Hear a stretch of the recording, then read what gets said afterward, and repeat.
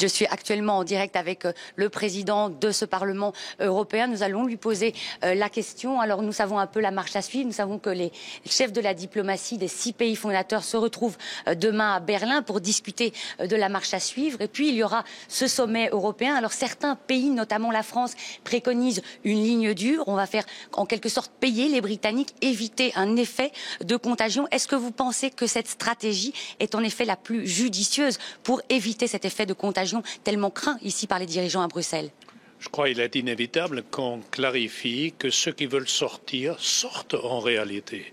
Ce que nous avons compris par la déclaration du Premier ministre Cameron ce matin, c'est le peuple a décidé de sortir, mais tout d'abord, on a besoin d'un congrès du Parti conservateur pour régler quelque chose interne et ensuite on verra si on respecte la volonté des peuples. Alors ça ne va pas comme ça. Donc, ceux qui sortent doivent immédiatement activer l'article 50 du traité qui prévoit les procédures, qui décrit les procédures pour sortir. Mais une chose est claire, on ne peut pas dire nous sortons, mais nous restons en même temps.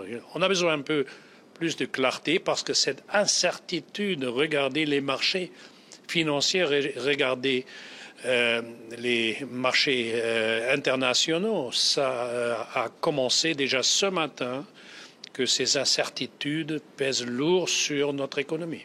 Alors beaucoup ici d'eurodéputés au sein de l'hémicycle préconisent la relance de la machine européenne, un projet fédérateur. Alors on sait que l'axe franco-allemand préparait dans le plus grand secret ce projet fédérateur. Est-ce que vous en savez un peu plus? Et qu'est-ce qui serait susceptible d'éviter le délitement du bloc européen? Alors, toutes ces rumeurs sur les couloirs, il ne faut pas les prendre tous trop au sérieux. Une chose est claire, il y aura une rencontre franco-allemande lundi entre Angela Merkel et François Hollande, que les deux capitales se sont préparées pour les deux différentes options, rester ou sortir, ça c'est clair. Et le projet franco-allemand a un objectif principal, c'est protéger la zone euro contre les chocs internationaux. Regardez ce qui se passe avec le livre aujourd'hui. Il faut que ça se ne reproduise pas dans la zone euro et avec l'euro. L'euro est une monnaie stable.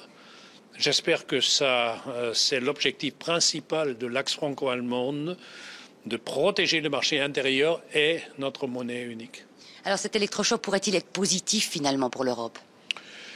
La Grande-Bretagne n'a jamais su finalement quoi être un membre intégral ou à mi-temps ou partiel de l'Union européenne. On a maintenant la clarté. La Grande-Bretagne a décidé de sortir. Ça veut dire pour les 27 autres pays, on continue, on approfondir notre coopération parce qu'il y a un objectif.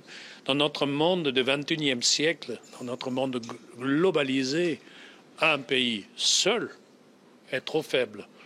L'union fait la force, ça reste vrai. Et il y a un autre élément qu'il ne faut pas sous-estimer.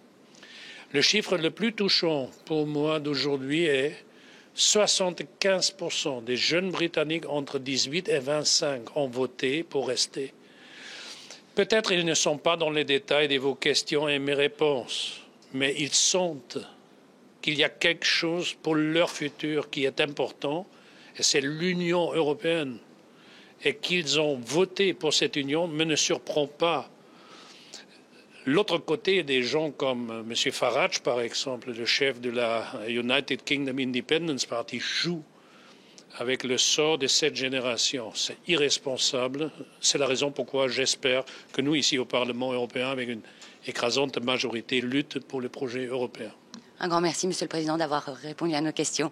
Voilà, Judith, c'était le président du Parlement européen qui nous décrivait la marche à suivre, les prochaines étapes après ce choc du Brexit dont nous avons connu les résultats ce matin.